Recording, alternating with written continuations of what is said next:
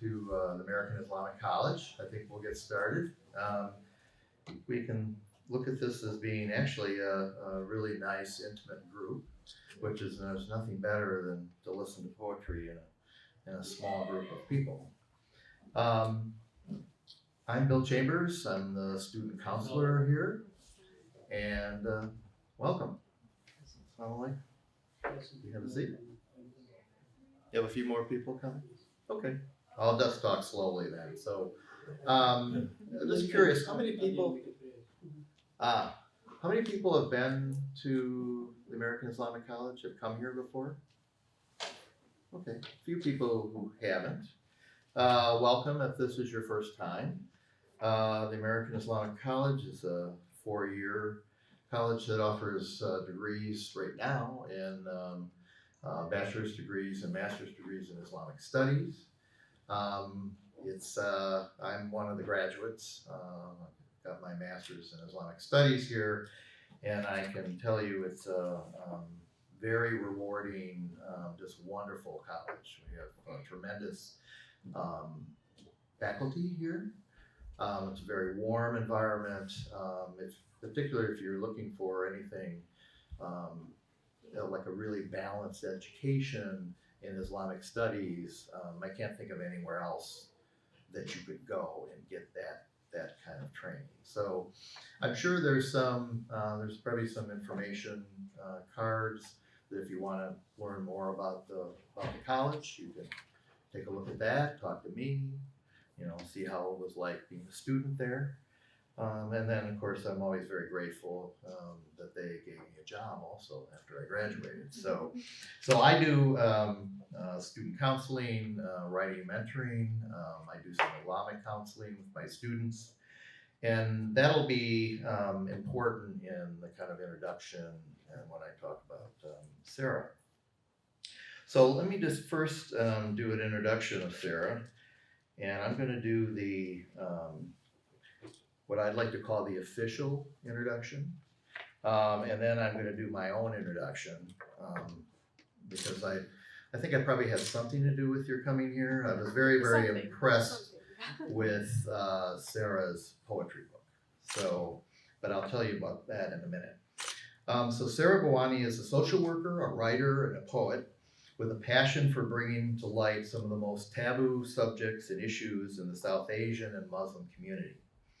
A graduate of the University of Texas at Austin, Sara received her master's degree in social work and her bachelor's degrees in biology and Islamic studies.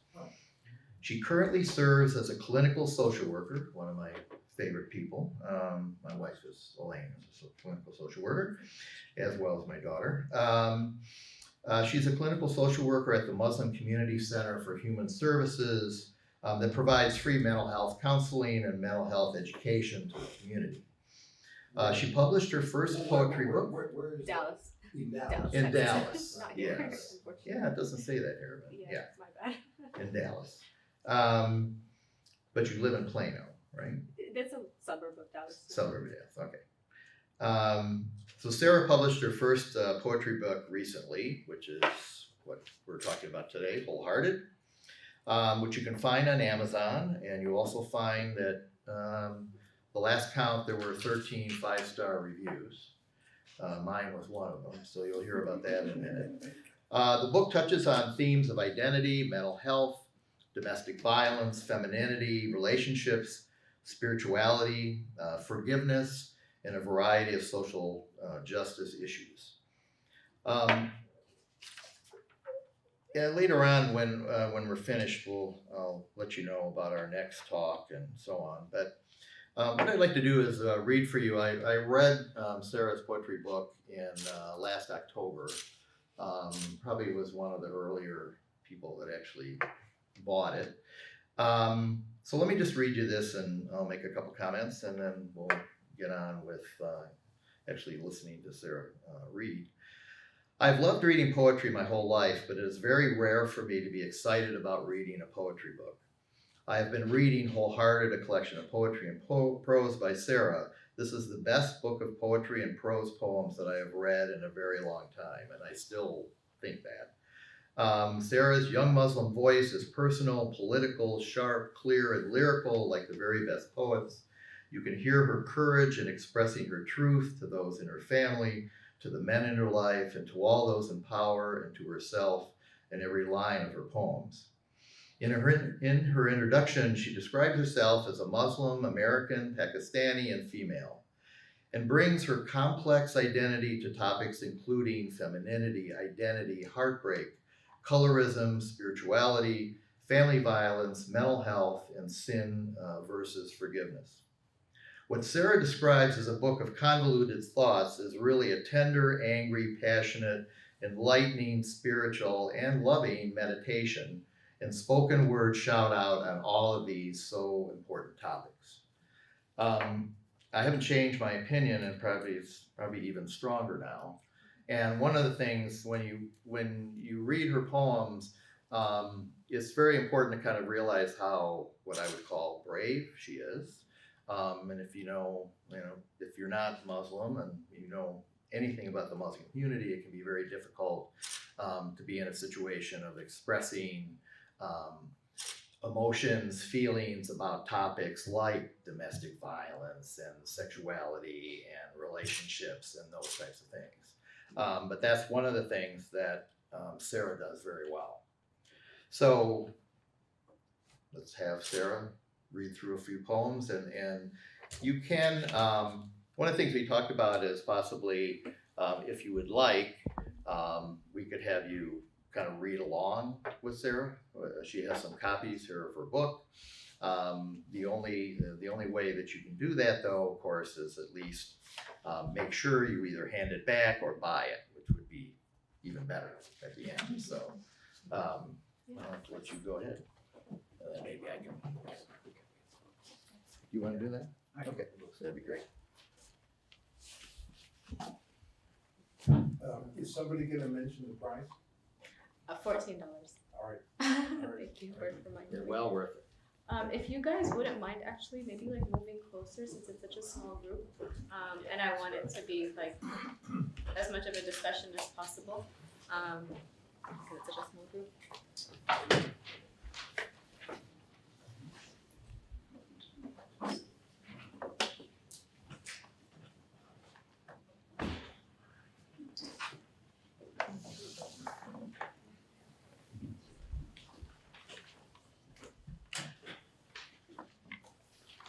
And one more thing also for the books, obviously feel free to look through them, but just be really careful. The covers get fingerprints on them very easily, so if you don't plan to buy it, just be a little bit careful with it, especially since there's food around.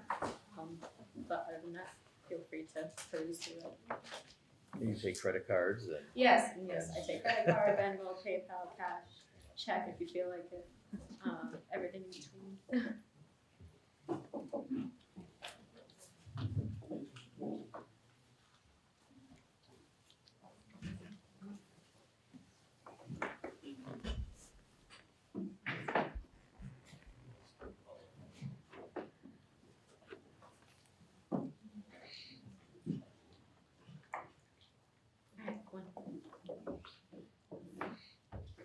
Okay, so for those of you just kind of walking in, we were just saying that we're passing around the books just so people can follow along with some of the poems.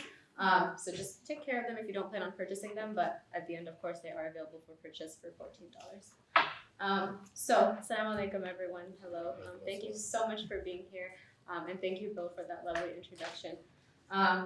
I reside in Dallas, Texas, and I flew here today for this event and just to explore Chicago because Chicago is great. And I'm just really, really excited to be here, and I'm really honored that you guys are all here to, spend a cold night talking about poetry and talking about matters of the heart. So the way I kind of have it formatted and outlined for today is to more so do like a commentary and a reading of some of the poems in the book. But because you guys all have copies of it right now, you guys can, flip through it, ask questions, contribute to the discussion. I personally love how slow and intimate this is because it opens up a lot of room for dialogue and discussion. So please feel free to chime in. This is not really just about me at all, actually. But I did want to start just by giving a brief introduction and kind of a history about my background, where I come from, and how it contributed to this book, and how I even came to write this book in the first place. So I identify as Pakistani American and Muslim.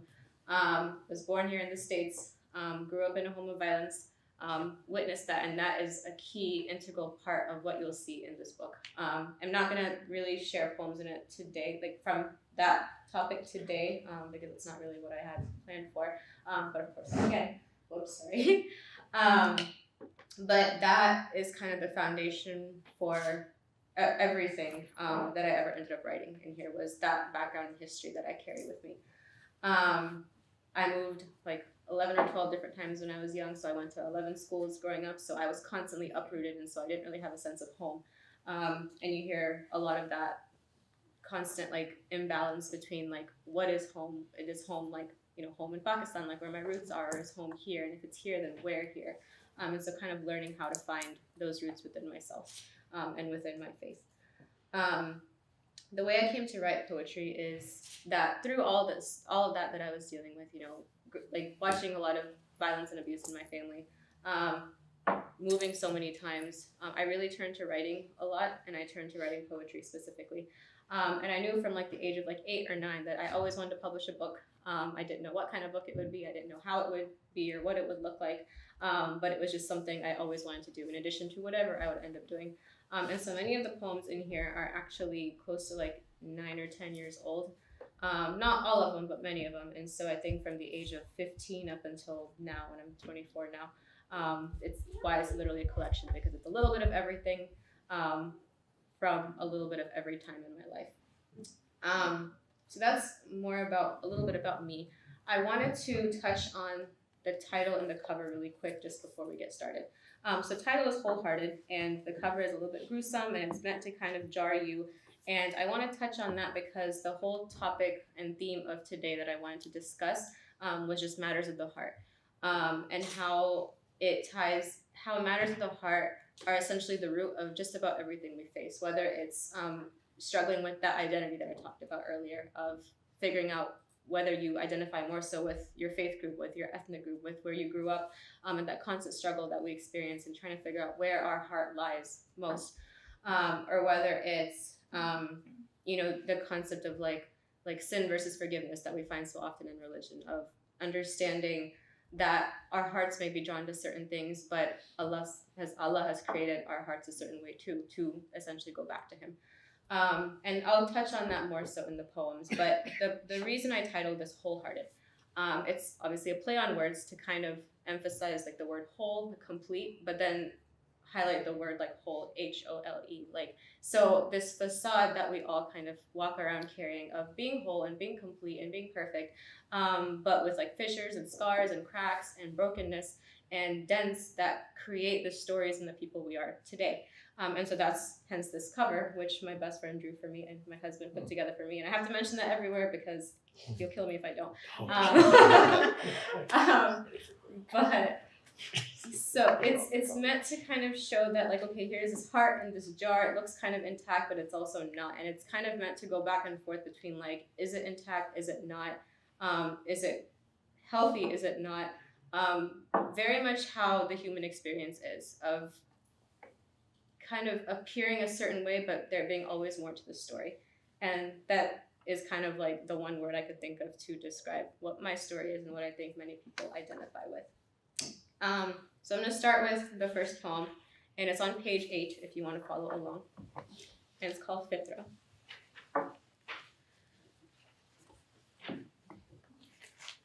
My parents tell me that I was born screaming the name of God. I suppose it is a testament to the Fitra, how our deepest instinct is to find God in all corners of the earth, and the first breath of air out of our mother's womb is no exception. I long to find Him again within me, entrenched so deeply in my being that calling to Him is as natural as it was at birth. But this world is dragging me back into the depths of ignorance, and if darkness is where I must find myself in order to find Him, then I pray He keeps me there. And for those of you, if you don't know what the word fitra means, maybe some of y'all can explain it better than me because I don't come from like a scholarly background. It's more so the inner longing or desire or nature that humans possess, and as Muslims we believe that inner longing or nature is always seeking or longing for God. to put it lightly. If anyone else wants to add to that, please tell me. Primordial nature. Right. I like that better. Yes. But that does, you gave it some nice nuance. Thank you. So before I kind of go into that, does anybody have any thoughts on this particular poem of what we just read? Because I really do want you guys to participate and just kind of throw your thoughts out there. Yes, go for it. Actually, I also went through a lot, and so I was also born screaming the name of God. Mm. You know, I came here today also to correct myself, and I want to say the Shahada correctly. Oh wow. Yeah, I want to say Shahada correctly, and I pray that that I have that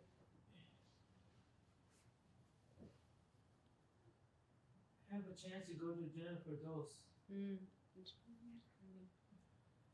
I pray that all of us, that I'm able to see all and be with all of you together in Jannah Firdaus. Thank you. Thank you for sharing that. So I would like to say the Shahada. Okay. I'm sure we can facilitate that for sure. Yeah, that'd be wonderful. Thank you for honoring us with that. Ashhadu an la ilaha illallah. Ashhadu anna Muhammadur Rasulullah. There is no God, there is no other deity but Allah subhanahu wa ta'ala. And Prophet Muhammad, peace be upon him, is the last prophet, last messenger of Allah, the last messenger.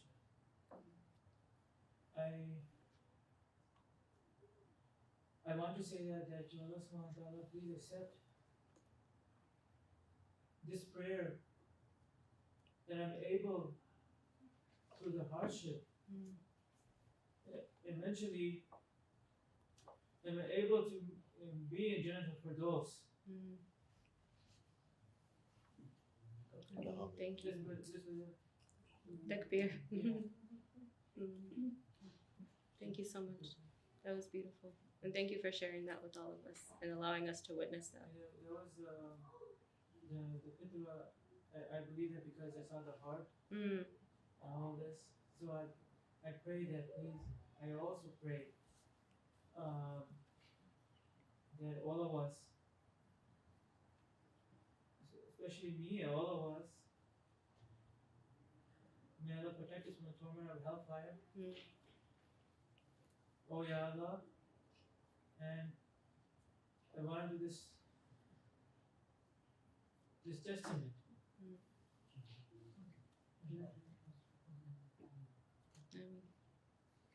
Thank you. Thank you so much.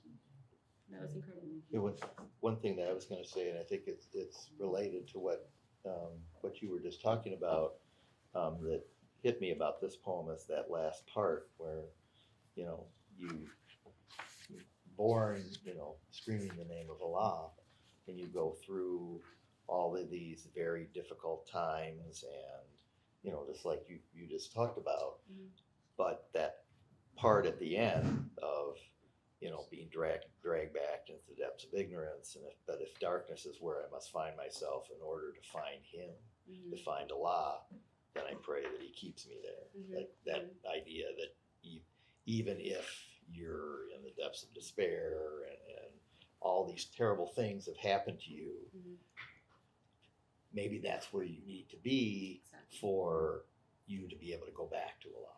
Exactly. Yeah. And I just think it's so interesting that when we are first conceived, we are in just total darkness for so many months at a time. And so I think it's just a testament to like how maybe our fitra also has some longing for that darkness in order to find God again. This poem for me, it was a very, I guess very like literal, like I was born screaming the name of God, allegedly. My parents literally say I came out of the womb screaming Allah, Allah, Allah. And I was like, okay. And so I just thought that was so interesting, and it just really spoke to like like my parents noticing that, and I wonder if maybe all babies do that, or maybe they just heard that from me, and just thinking like, wow, like it just felt like a testament to longing to longing for God in that moment of being born, and longing for that darkness again. Anyone else have anything to add? Yes. You don't play at all on the duality of darkness and light. I mean, you're mostly focusing on darkness. I mean, although you just now mentioned, you were in darkness and you came into the light, saying Allah, Allah, Allah. Is there a I mean, because the Quran very often refers to God and the angels, helping human beings to reach the light, which of course God is the light of the heavens and the earth, from darkness. I mean, and darkness representing one thing, but maybe it was just the stage that you were at. I mean, Right, that's interesting. And I think there's, if I'm correct, there's a lot of other poems like kind of throughout the book that like I use the metaphor of light a lot.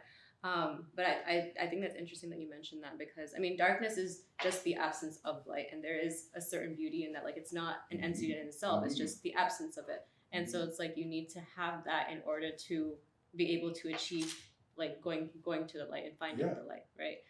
So I like that you mentioned that's a really good point. But yeah, I really just wanted to just focus on the darkness, I think, because I think it's a metaphor for something so like there's so much despair behind the metaphor of darkness, and I think I wanted to bring a little bit of a different perspective to it. Yes. Of being something beautiful. You effectively do. Thank you. Yes. Bringing sort of a secular viewpoint on Yes, this go for poem. It reminds me a lot like the last part. A lot of like, with AA, if someone's an alcoholic and they have to, the saying is that you have to hit rock bottom in order to really kind of come back up. Absolutely. And that just remind me a lot of that whole concept of you really have to know the depths to be able to bring yourself up to a new beginning, like a new birth. Definitely. Thank you for sharing that. Anything else for this one? Okay, let's move on to the next one. So this next one will be page 18. And I'll read it and then I'll kind of explain it a little bit. It's an excerpt of a much longer poem, but I decided to only keep this in here. So I guess I will spend my life swinging on this bridge while never being able to fully step on either side. And I will grasp the rails made of holiday lights and dagas and in both take pride. And I really do think that the bridge is okay because you can stand from above and smile at both lands with loafers on your feet and juriya trailing down your hands. You never have a home. You can never fully call one place home, but isn't there a beauty in walking two worlds alone? So that's an excerpt from a much longer poem, pretty much highlighting the bridge that I constantly felt like I personally had to navigate, being from like ethnically Pakistani and growing up in completely like non-Muslim environments most of my life, and always having this very interesting way personally of approaching my life, and that I was very proud of where I came from despite being like very singular, and I think a lot of kids don't experience that. So I know I think my experience was very unique in that I was very proud, but at the same time I had a very, very deep insecurity about who I was, what I looked like the color of my skin, a lot of body image issues. So it kind of is all this poem kind of speaks to all of that for me personally, of just looking different and knowing I look different and wearing the hijab at the age of, I think, how old was I, 12, and being in a city that was 98% Caucasian and non-Muslim. And that was so, I realized looking back that was so brave. And I don't know if the me today could have done that, whereas me at the age of 12, and just constantly hovering and feeling like you're going back and forth and trying to find that middle ground, and even realizing that middle ground can be beautiful. And I don't think society affords enough of us that middle ground and affords us the luxury to say that is a comfortable and healthy place to be. So that's where that came from for me. What are y'all's thoughts on it? What is churiya? Churiya? Oh yeah, I need to explain the words. I'm so sorry. Churiya are the bangles that a lot of Pakistani, Indian, Bangladeshi women wear. It's a type of jewelry. Dagas are more I think an Ismaili Muslim tradition. I don't identify with that, but I thought that was interesting because there's a particular, I'm trying to remember the story. There's a particular like place in Pakistan where they have a tradition of tying dagas to, it's like a fence or a bridge. If anyone knows more about that, you can tell me. And I don't, and now I wrote this a long time ago, so I don't even remember like what it symbolized, but there was something spiritual about that. And they really took pride, and that was like a very big tradition in that part of the world. It's like those prayer ribbons that you see some people tie on fences at like holy saint sites or whatnot. They'll tie ribbons and whatnot. Dagas are like threads. Yeah, that means literally It means thread. Mhm. But just those prayer things that are put there. That's kind of what that is. And so I was trying to kind of contrast like that idea of like threads and prayer threads versus like growing up and seeing like Christmas lights and holiday lights and never me really being able to participate. Of course, now I'm like, oh, we could have put that up for Eid, but like, you know, like growing up, like that's not something I really thought about. And so kind of highlighting like the most important part of like what I thought that bridge to be as like an American, and then the other part of like being Pakistani, and then like loafers, like just shoes you'll see like anybody casually wearing here, and then like jewelry and like bangles, and kind of learning to combine that and be proud in both, like wearing both of those things maybe at the same time. That's okay. But those are kind of, yeah, that's what that means. I like that you like specifically emphasize like walking two worlds like alone, like that you put the word alone, because it's interesting because then you really, as children of immigrant parents, there's a lot of times where you just feel like you don't belong on either side. Right, exactly. So it's like, you know, I don't know if I could honestly relate to like my Indian cousins back home in India because I grew up here, and then versus like I think a lot of, I mean, not to generalize, but maybe some Americans that have been here for more generations might not consider me American, and so then that kind of like, it's interesting. I just really like that you put alone there specifically, because it truly sometimes feel like you don't, it doesn't, like you're not part of either one of them, so then you're kind of just walking alone. But to your point, there is a beauty in that. There is. Yeah. And I think even both of the poems that we just read, I think I'm trying to highlight this beauty in things that we often consider scary or like a place of great insecurity, which I think is funny that we picked both of them at once. But yeah. As a counterpoint, both my wife and I are American converts to Islam. Okay. I entered Islam in 1977, met my wife who was studying Arabic in Morocco, and she had entered Islam in England. She's not English, she's American, but she was studying in England about 4 years before that. So we met in Morocco, we got married in Morocco, and we had 4 children. 2 of them were born in Egypt. Okay. One of them was born in Medina Munawwara in Saudi Arabia, and one of them, finally we got lucky and had a girl, was born in Marrakesh. And I still remember one in particular, but they all went through these phases. Eventually they came to America to study at university, and they they were very much Moroccan. Their friends were Moroccan. They went to Moroccan public schools until junior high school or a little bit later, and then went to an American international school for the latter part of their studies. And I remember one of them asking me after they had gone to the States, and you know, that they don't look Pakistani. They don't look Arab. I mean, you know, they're kind of blonde hair with blue eyes, or blondish hair. And so I remember my son asking me, one of my sons asking me, Baba, where am I from? Because people would often ask, where are you from? You know, and you know, he was at George Washington University in DC, and people are there from all over the United States. Oh, Florida, California. I mean, and they didn't know where they were from, and they didn't have an identifiable accent either. You know, in fact, their English is a little bit funny until they're good at language, like Moroccans. I mean, Moroccans can learn a language like you and I can learn card games. You know, what are the rules here? And 6 months later, they're studying at a university in that country. And my children are also very, very gifted linguists. But they had to kind of adapt, you know, Right. and adopt a kind of accent that was kind of, I don't know. And my accent is mid-Atlantic, because I taught English for so long abroad. I mean, I just sort of drifted. Whereas I was born in Denver, Colorado, but they certainly don't feel like they're Denverites. So anyway, it's just a different Wow. Yeah. a different counterpoint to your issue, but that's an amazing poem. Wait, so what was the answer you gave them when they asked where they're from? I mean, I felt like saying, Me and her Inna lillahi wa inna ilayhi raji'un. I mean, we come from God and we're turning to God. Smart answer. And your true home, that's where your true home is. And I didn't have a real answer. And they still speak Moroccan dialect to each other. Okay. I mean, wow. they lived in Morocco long enough. I mean, they speak Moroccan dialect.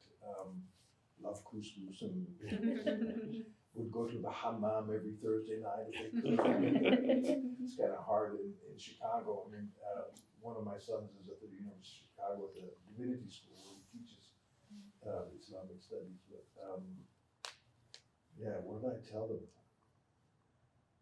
I remember I should have just read them this poem.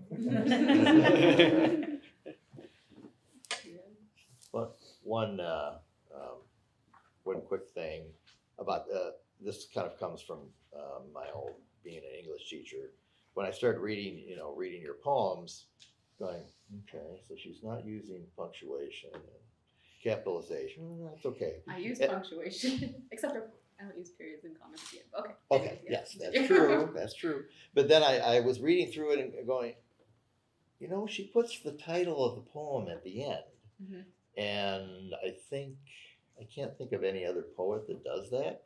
Mhm. And this poem is a really good example because I think if you read a poem, you got the title, and the title is going to have something to do, it's going to influence how you look at the poem. Mhm. So like this one is a really good example of, as you go through it, Mhm.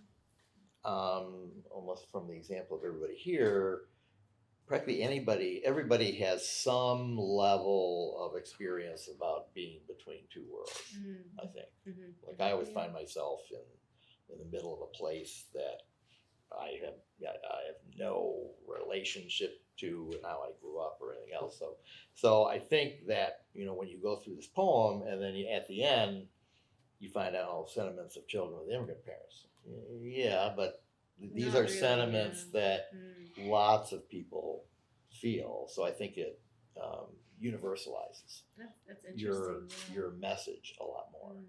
I like that. So you're saying like if it was at the beginning, it already sets like a precedent for like where. Yeah, they'd be, it's oh, gonna okay, be. this is about immigrant Yeah. parents. Wow, that's Right. fascinating. I never thought of that. Thank you. Yeah. Because what is a psychological term? In French, I think it's anomalie. I mean, of feeling estranged. I mean, Oh, yeah. I can't remember what it is in English. It's like, feeling like a stranger or you're Like an outsider. kind of like outsider observing things. probably Yeah. is, Mhm. yeah, the best. But English here term. you're literally on that bridge in a very uncomfortable place, but you're describing it as beautiful, and the walk across it also is I mean it could have been a terrifying poem, Mhm. but it isn't. Yeah. And, I even imagine the bridge swaying a little bit, like back and forth, like just Yeah. kind of Yeah, from one of side those to the other. suspension bridges. or Yeah, something, exactly. right? That's how I imagined it when I wrote it. Yes. I like the image of the bridge because bridges are a place to get you to someplace. Mhm.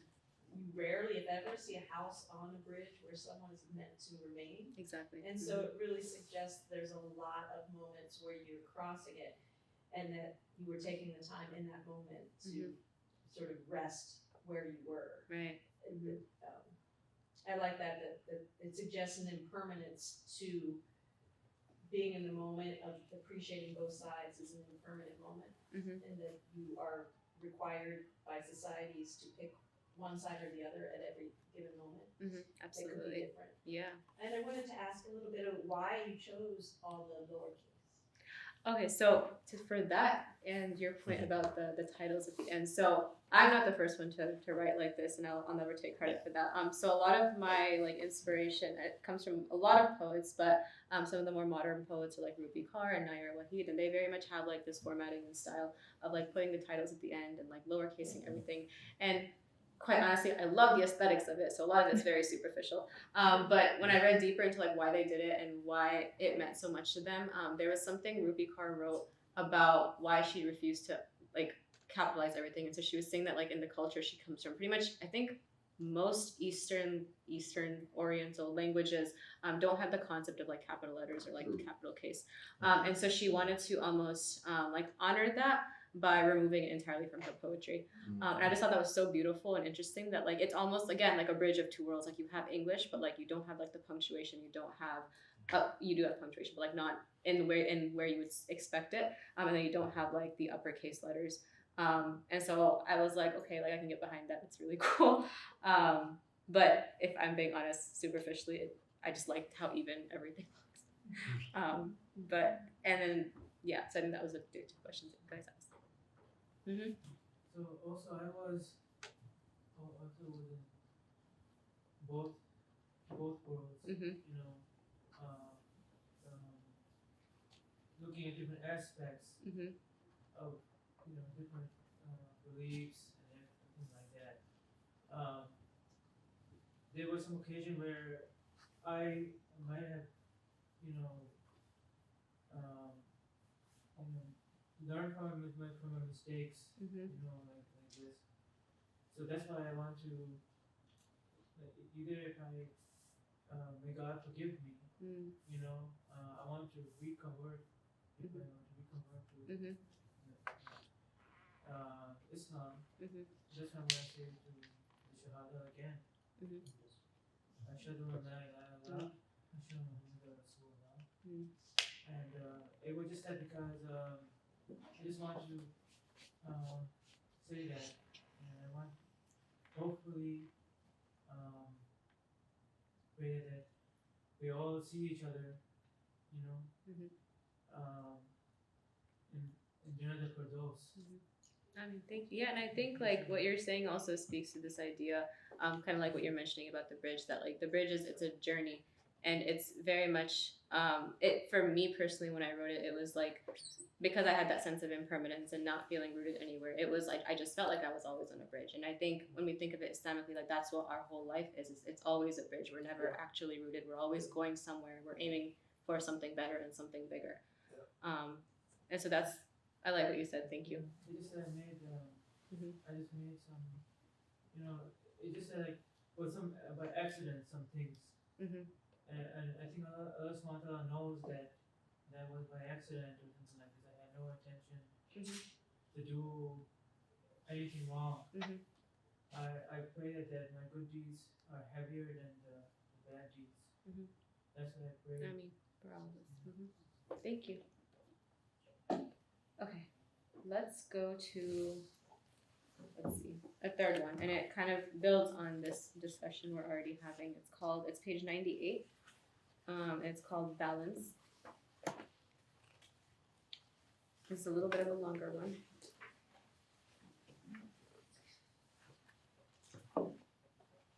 Okay. Long hot showers, unspeakable sins, the dark side, quick fiery rage toward the people I love the most, abused but also a spectator, used but also power hungry, temper 1 second, tears another, an extremist in every way possible, from one side of the pendulum to the other. Periods are straight from hell, nice boys that call me beautiful must therefore be from heaven. Middle grounds never existed in my book until I turned 19. My worldview shifted to accommodate many lenses.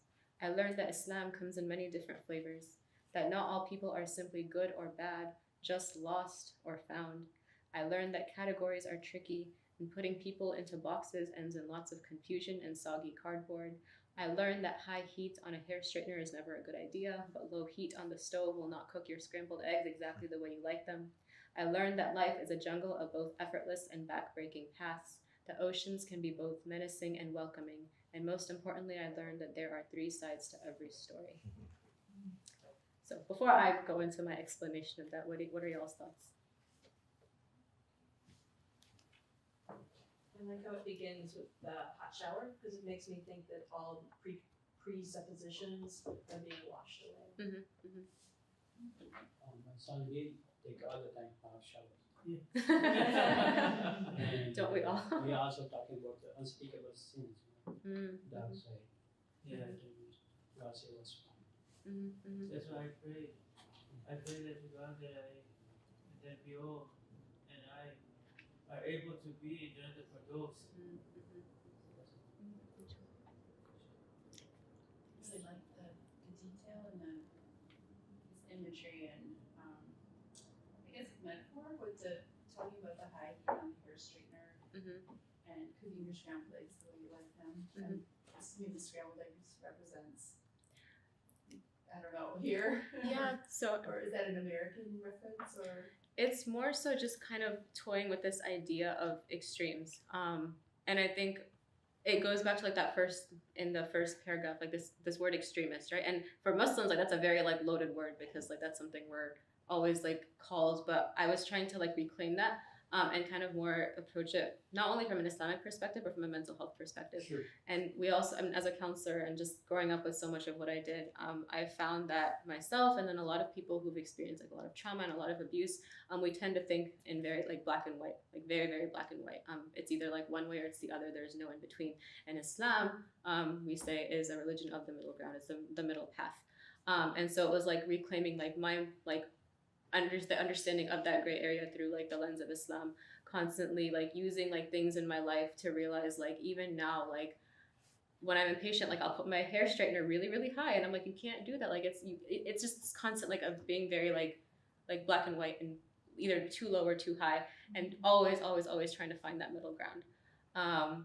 So that's kind of like the scrambled eggs like really was nothing but just like a metaphor for like the anti of like the opposite of like high heat on a hair straightener, but like that doesn't work there, but then this low, like putting it too low doesn't also work here. So it's like constantly finding the middle.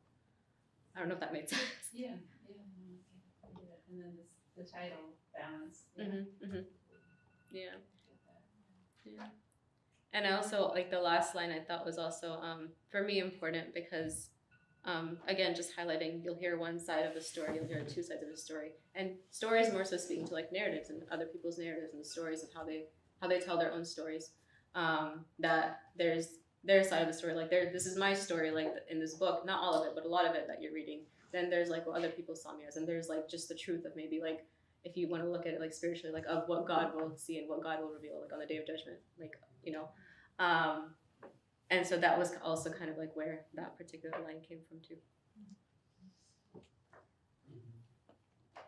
All right, so we'll move on to the next one. What do we do? 110 is, I think, one that could spark a lot of interesting discussions. I consider this a sort of controversial one, but I'm just gonna go ahead and read it. I think it's fun. I really enjoyed writing this, but it's like sad fun. Anyways, okay. When adobe walls and lined green carpets begin to feel like dipping your toes into cold water. Hold your breath as you go deeper. Murmur all your preparatory prayers. Your eyes will dart side to side. Let them. This building felt like home once, or its alter ego in another city did. I can't remember. Aren't they all houses of God? Now it is a battlefield of its own. You slide into water that boasts purity but reeks of salt and judgment. Waist deep now, you try to find solace in the group prayers, but you can't stop formulating poems in your head about fear, hands clenched, body tense, as unfamiliar faces contribute to the claustrophobia settling in. How can safety be conditional? Aren't you supposed to feel safe and at home with the people you call brothers and sisters? But your brothers and sisters can't stop telling you that your views are too radical, your art is too political, your poetry is too whimsical, your makeup is too noticeable, but God made you beautiful. And you only remember that as soon as you step out of these walls, and sometimes you have trouble remembering at all. But for now, take a deep breath, step over the threshold, your head goes under, the cold water numbs you from words that are thrown at you like knives as you still search for acceptance in these depths, but drowning repeatedly in cold shame that is handed to you on a silver platter should teach you never to make a home out of ice water, shouldn't it? And that poem's called For a Religious Community's Scapegoats, Outsiders, and Rejects.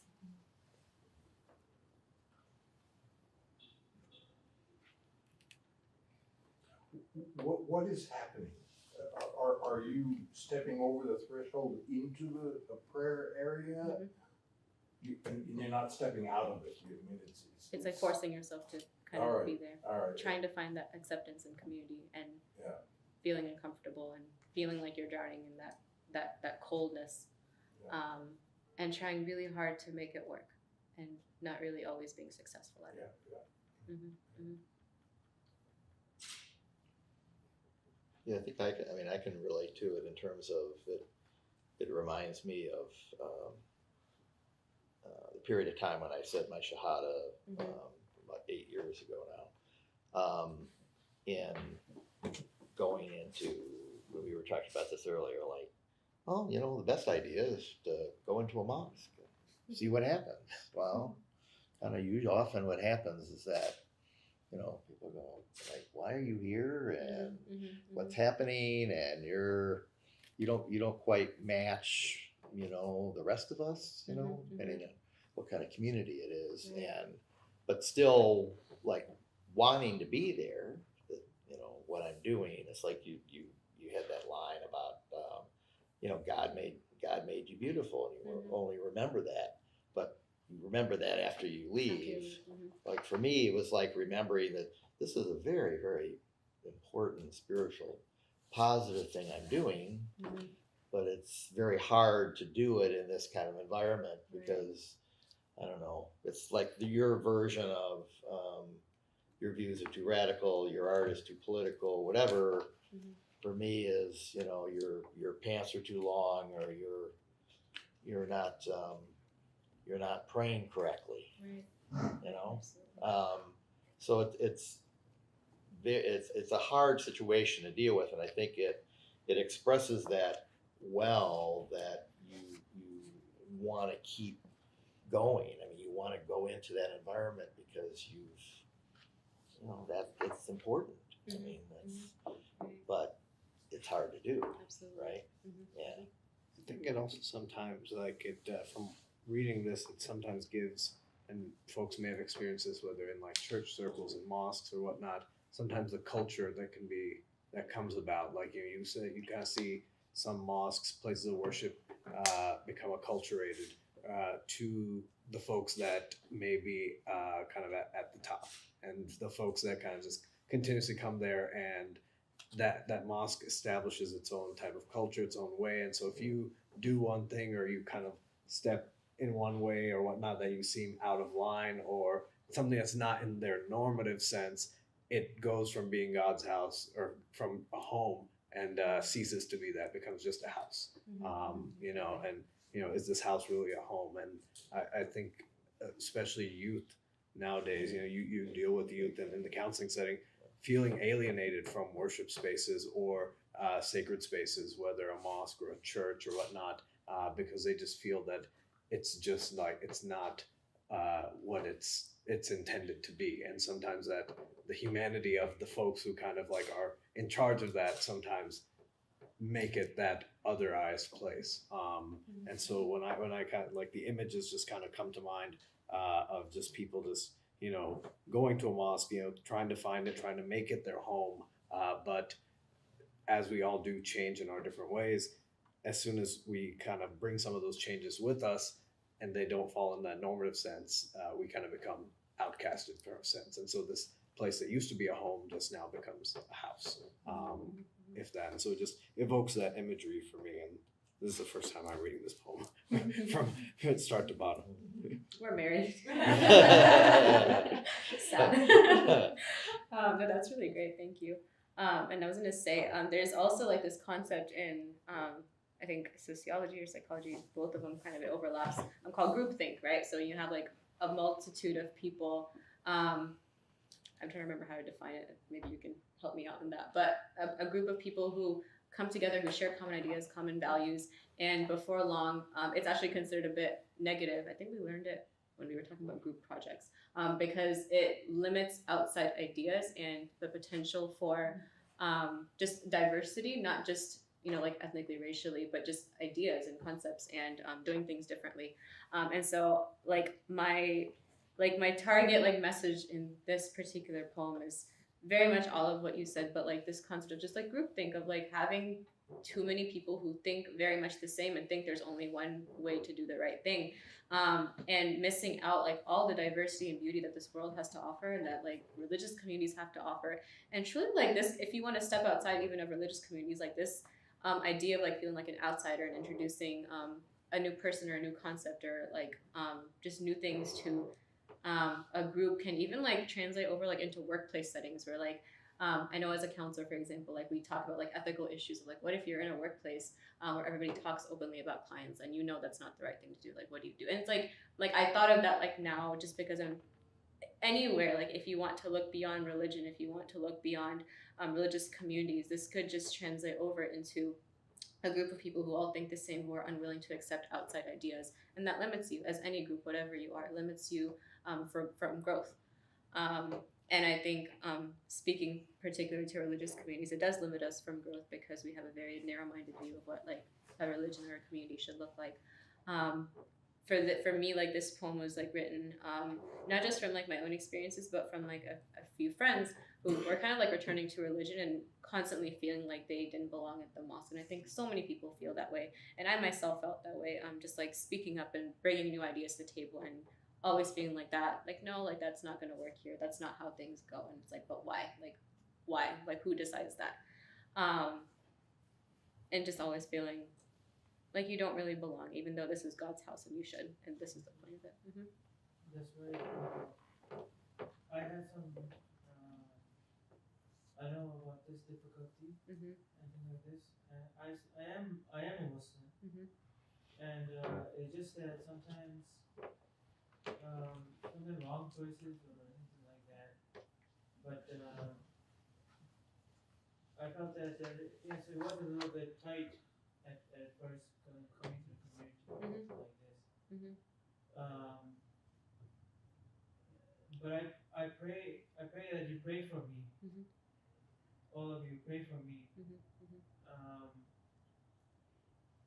That whatever I was, whatever I strive for, I pray that whatever the good deeds that I've done is heavier than the bad deeds. I mean, thank you. I like the image of water with this because I think that it's true that when you go into those moments, those places where you feel confined,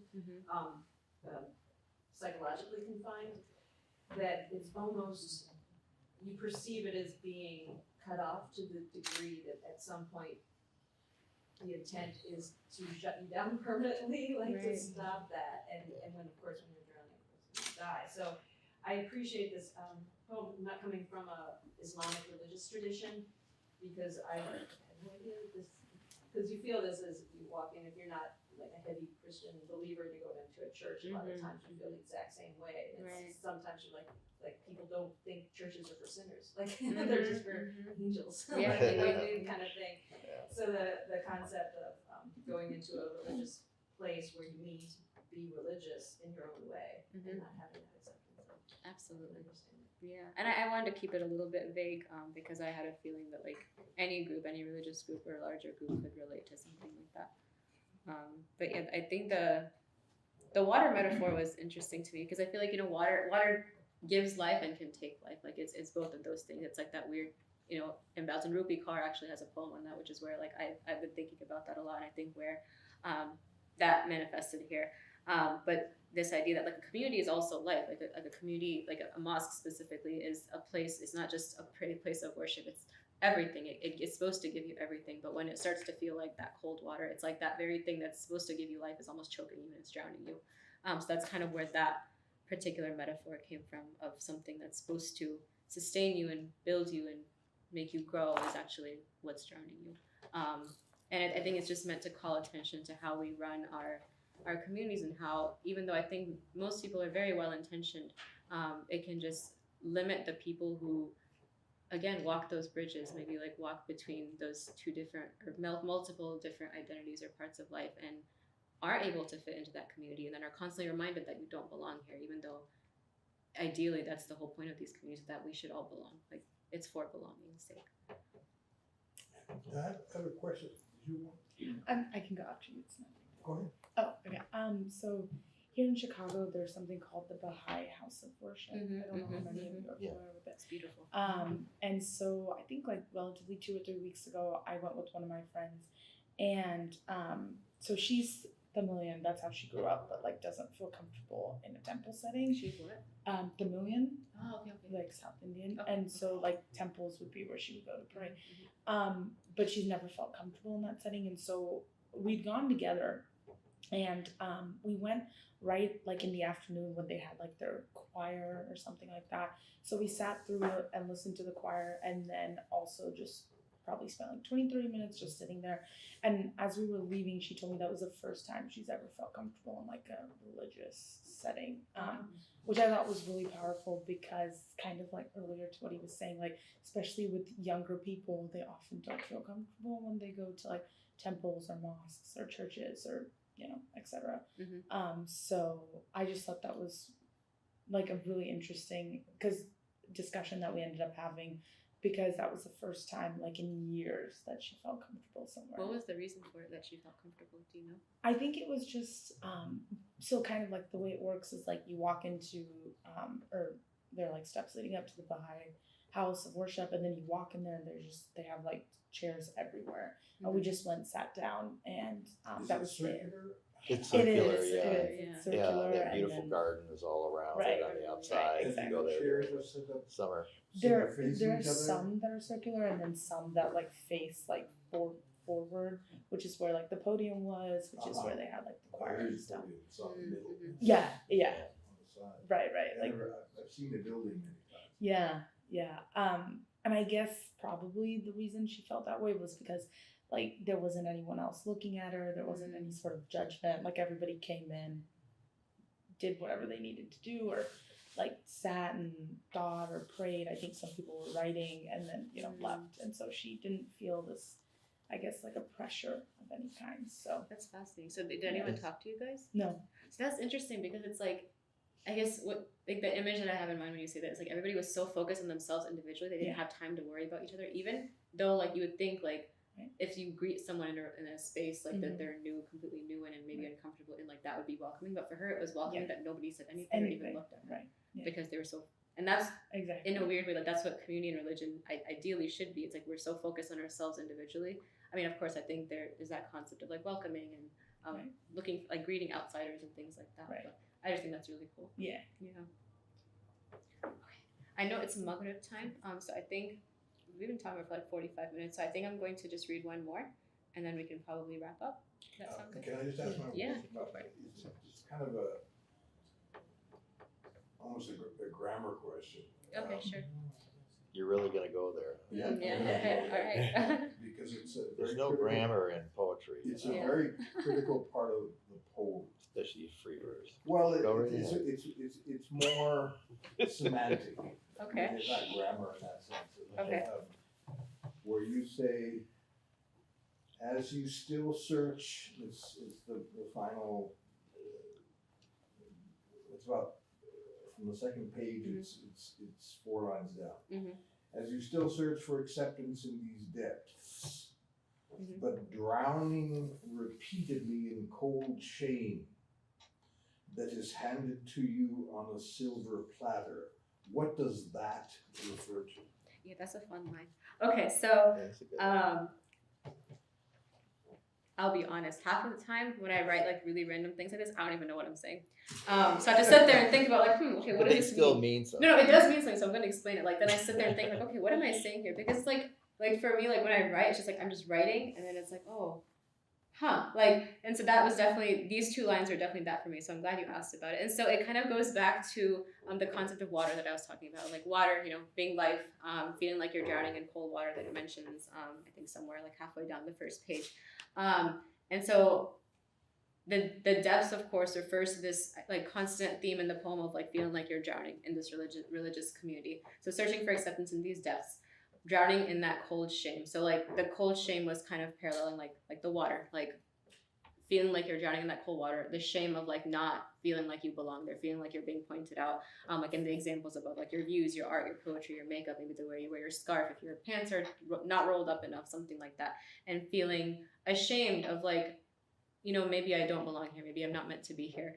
And when I say like handed to you on a silver platter, again, the idea of like, oh, community is like, supposed to build you up, and this is like the house of worship, and this is where you're supposed to belong. And just like speaking to that idea of like, this is the ideal of what it should be. And almost like handed on a silver platter, like, oh, this is this perfect, beautiful group of people of like, here, oh, come to the masjid. And it's like, I don't ever want to go back there again.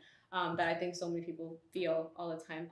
And so silver platter in the sense of like being projected as this very ideal thing that unfortunately for many people it's not.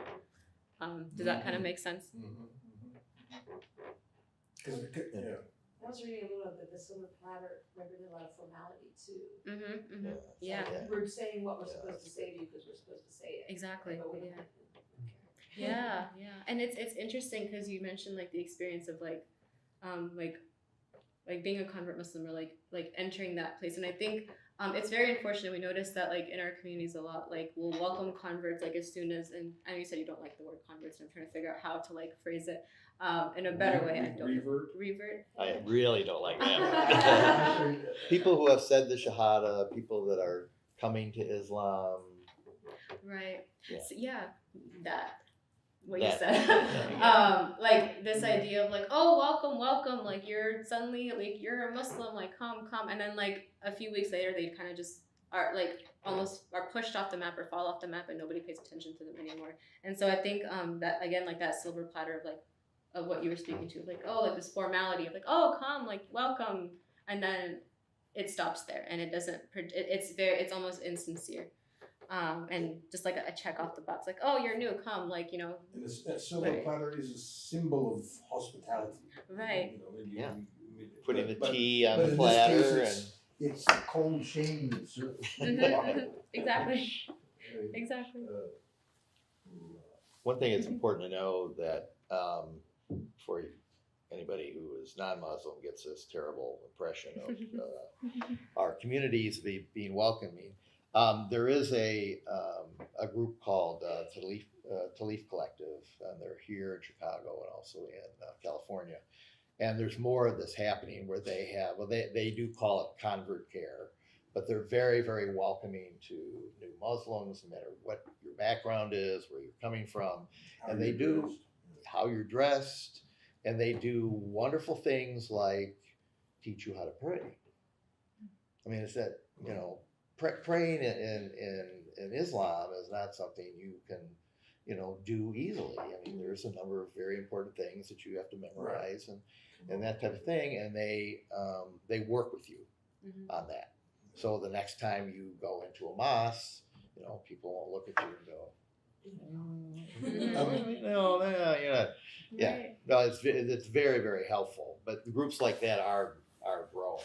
There's more of them. They're helping people be more welcomed. Speaking of prayer, could I suggest that perhaps those that do want to go pray, we do that and then come back and listen to one more? Yes, but I have to leave at 7:45. Yeah. And so So I'd rather I think, maybe read one more, or we can just end because I think that was a really great discussion. I don't know. I feel very good about this, so we can just end. One more. just one more poem, and then Is that fine with you guys? Before ending, like I said, may Allah accept the prayer. May Allah accept the prayer. I mean, thank you. Okay, let's do one more really quick then. And then we do have to have people have the opportunity to buy your book. Yes, that's right. Okay. And you to welcome, sir. I came with her. I don't even know what that's about. Okay. I think we'll do 191 to end it on a very, very positive note. We talked a lot about the issues. I want to talk about the beauty. So page 191. This one's called People of Allah.